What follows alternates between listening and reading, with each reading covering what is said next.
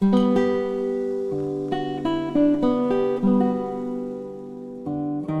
je vous ai introduit à Cinéo, je vous avais promis une chose. Parler de bon cinéma à la cool. Et bon cinéma à la cool, ça veut dire beaucoup de choses. Parler de films reconnus par tous comme étant bons, c'est une chose. Parler de films que personne ne connaît et vous convaincre qu'ils sont bons, c'en est une autre. Mais parler de films reconnus par tous comme étant nuls et vous convaincre qu'ils sont bons, c'en est encore une autre. Edward Davis Wood Jr., abrégé Ed Wood, est un des rares êtres humains qui n'a d'ambiguïté pour personne. Il est mauvais pour tout le monde. Quand on parle de ses films, c'est unanime, ils sont nuls. En dehors du fait qu'il ait accompli l'exploit de devenir un sujet de débat sur lequel 100% des gens se retrouvent d'accord, Ed Wood était un réalisateur américain qui a acquis la réputation d'être le pire cinéaste de l'histoire du cinéma.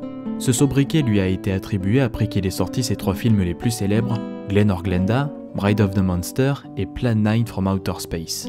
Très mal reçus à leur sortie, ces films sont devenus au fil du temps des œuvres cultes grâce au développement de la culture du nanar un peu partout dans le monde, les nanars étant ces films si mauvais qu'ils en deviennent divertissants. Cela dit, je ne viens pas vers vous pour vous dire de regarder ces films et de vous en moquer grassement. Les films d'Ed Wood ont un vrai intérêt et pas seulement celui du nanar.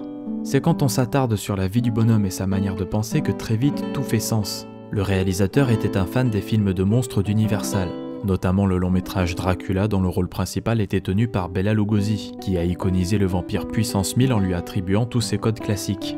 Si Wood a porté son choix de casting sur Lugosi, c'est parce qu'en plus d'être très ami avec l'acteur, il voulait recréer l'ambiance des films de monstres des années 30 avec la recette suivante. Un découpage très simple, des acteurs d'Universal, des décors en carton-pâte et un scénario basé sur l'affrontement entre un monstre et un humain, le tout faisant la part belle aux péripéties malgré le manque de moyens, exception faite de Glen or Glenda qui n'est pas un film fantastique. En fait, Ed Wood réfléchit ses films non pas comme un réalisateur qui va de l'avant et essaye de faire du neuf, mais comme un fan hardcore plein de candeur qui veut rendre hommage à ses idoles. C'est pour ça qu'il y a des faux raccords dans tous les sens et des acteurs qui jouent mal. Ils ne jouent pas mal parce qu'ils sont mauvais et le montage n'est pas foireux parce qu'il ne sait pas le faire, mais juste parce qu'Ed Wood il s'en fout. C'est pas grave les faux raccords. On est dans un film, le public passera outre puisqu'il sait qu'il est dans un film. C'est pas grave que les acteurs jouent mal. Ce ne sont pas censés être de vrais êtres humains mais juste de purs produits de fiction qui font avancer le scénario et transmettre les idées du réalisateur. D'ailleurs, des moyens rudimentaires, des acteurs pas dirigés et une histoire qui se contente de recycler les clichés de vieux films pour que ça ressemble à ces vieux films. Eh bah oui, Ed Wood a inventé le charme amateur. J'en avais parlé dans l'épisode de Cinéo dédié au cinéma indépendant, comme quoi plus un film est bancal techniquement, plus il se rapproche du plaisir que nous procurent les vidéos souvenirs. Bride of the Monsters et Plan 9 from Outer Space versent totalement dans ce délire. Ed Wood, c'est des films nostalgiques qui s'en foutent du réalisme. À titre comparatif, Flash Gordon de Mike Hodge souffre du même statut de film nul, sauf que Flash Gordon a été motivé par le succès de Star Wars et qu'il a souffert de la comparaison.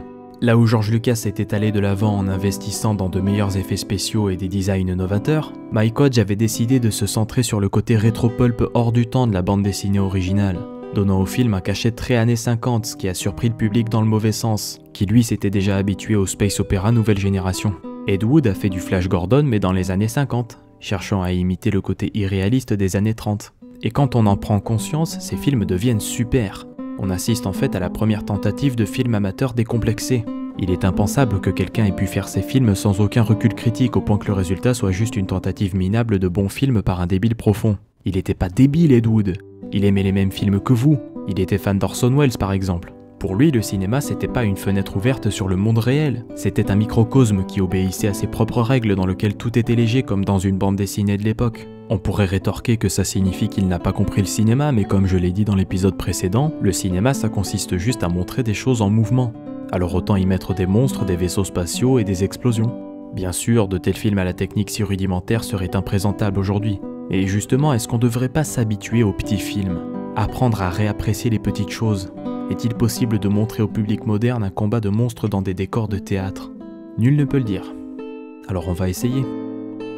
On va essayer.